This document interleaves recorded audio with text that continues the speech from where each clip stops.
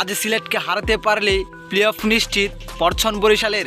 এমন সমীকরণে প্রথমে টসে জিতে ব্যাটিংয়ে নেমেছিল পরছন বরিশাল, যেখানে শুরুতে ব্যাটিংয়ে নেমে বেশ একটা সুবিধা করতে পারে নাই, কেননা পাওয়ার প্লের মধ্যে দুই উইকেট হারিয়ে বেশ ব্যাটিং বিপর্যয় পড়ে যায়। যেখানে 6 নম্বর ওভারে তানজিদ হাসান সাকিবের বলে সুজা বোল্ট আউট হয়ে টেবিলে এনে ফিরেছিলেন তামিম ইকবাল।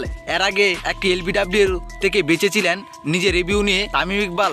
পরে 10 ওভারে তিনটি উইকেট হারিয়ে 86 রান সংগ্রহ করেছিল পরছন বরিশাল। তবে শেষ দিকে যেন অবিশ্বাস্য পার্টনারশিপ করে বসেন মুশফিকুর রহিম ও কাইল মায়াস। তাদের দুজনের বড় পার্টনারশিপে পাহাড় সমান রান করেন পরছন বরিশাল, যেখানে আজ সিলেটকে হারাতে পারলে প্লে অফ নিশ্চিত হবে পরছন বরিশালের। তো দর্শক, কি মনে হয় আপনার কাছে আজকে সিলেটকে হারিয়ে প্লে অফ নিশ্চিত করতে পারবে তামিমের পরছন বরিশাল? অবশ্যই জানাবেন আপনার মতামত আমাদের এই ভিডিওর কমেন্ট বক্সে। ধন্যবাদ।